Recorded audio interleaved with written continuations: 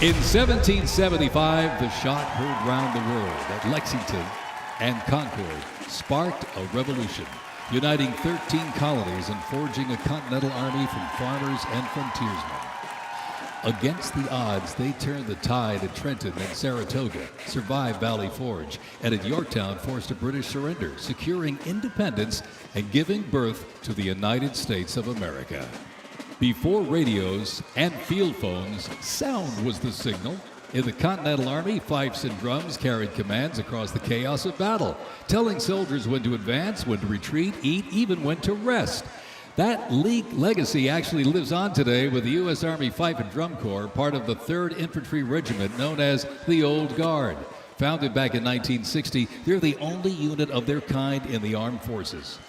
Performing in uniforms patterned after those worn by General Washington's musicians. Playing period instruments with patriotic precision, they bring history to life, sharing the sound and spirit of the Revolution through more than 500 performances each year, both at home and around the world, too. The Old Guard, Fife and Drum Corps, everybody!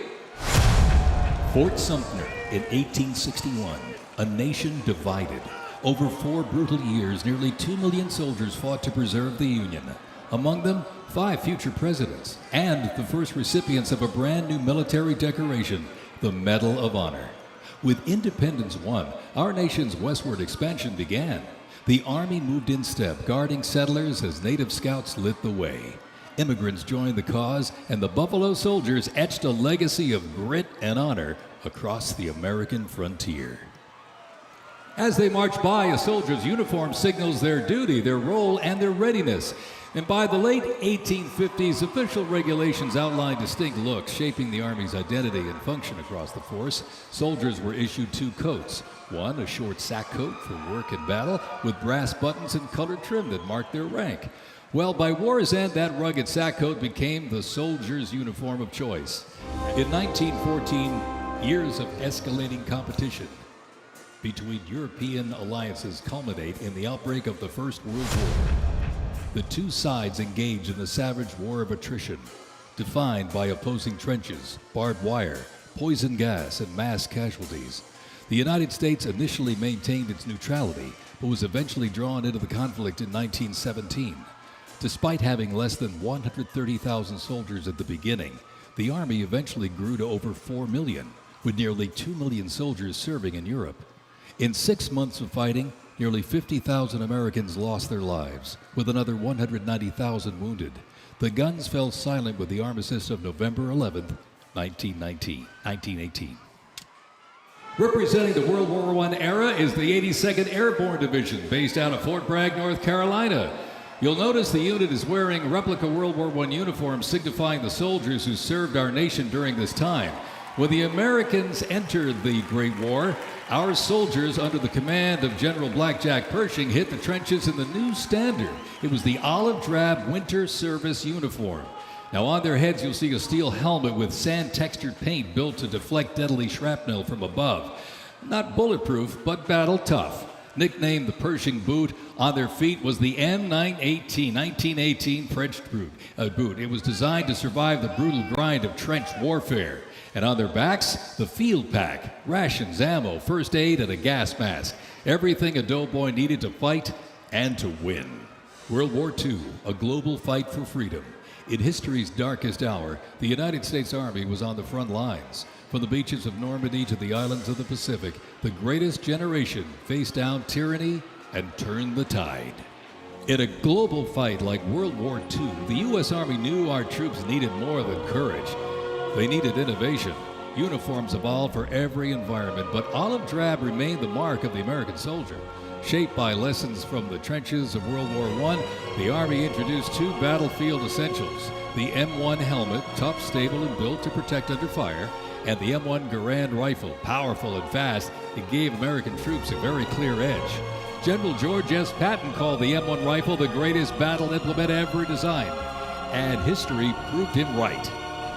The Korean War, often referred to as the Forgotten War, began on June 25, 1950, with the North Korean Army's invasion of South Korea.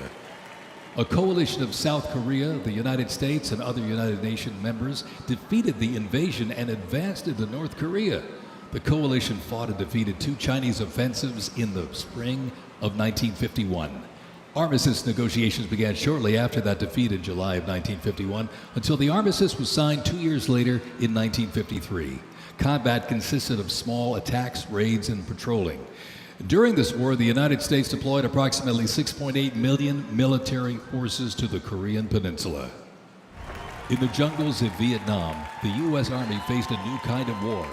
Helicopters became the new workhorses of battle, delivering troops, firepower, and supplies into some of the most unforgiving terrain on Earth. This is the U.S. Army in Vietnam, the era of air mobility, fierce firefights, and unwavering brotherhood. The U.S. Army deployed large numbers of troops in support of the Vietnam War. The first contingent of U.S. Army advisors arrived in Vietnam in the late 1950s, and that quickly grew to a small team of around 100 soldiers, which then expanded to more than 600 over the next decade. As the war intensified, troops' numbers quickly grew as the war between the South Vietnamese government and the communist insurgents supported by North Vietnam intensified.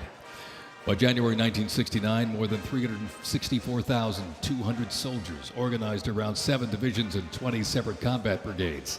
The United States began withdrawing its forces in July of 1969, and the last Army combat unit left South Vietnam in August of '71. The last U.S. combat soldier came home March 1973, while a small number of non-combat personnel remained until April 1975. When Saddam Hussein's Iraq invaded Kuwait in August 1990, the U.S. Army deployed to Saudi Arabia to deter further Iraqi aggression in the region for what was known as Operation Desert Shield. By the fall, more than 750,000 troops comprising U.S. service members and coalition partners from more than 30 countries had assembled in the Saudi Arabian desert. In mid-January 1991, the U.S.-led coalition began Operation Desert Storm, which kicked off with an intensive air campaign designed to knock out key Iraqi infrastructure and weaken Iraqi forces. The ground offensive was launched in early 1991, where military forces overwhelmingly destroyed enemy tanks and vehicles. After only 100 hours of ground combat, coalition troops liberated Kuwait, and the Gulf War ended with Iraq's surrender.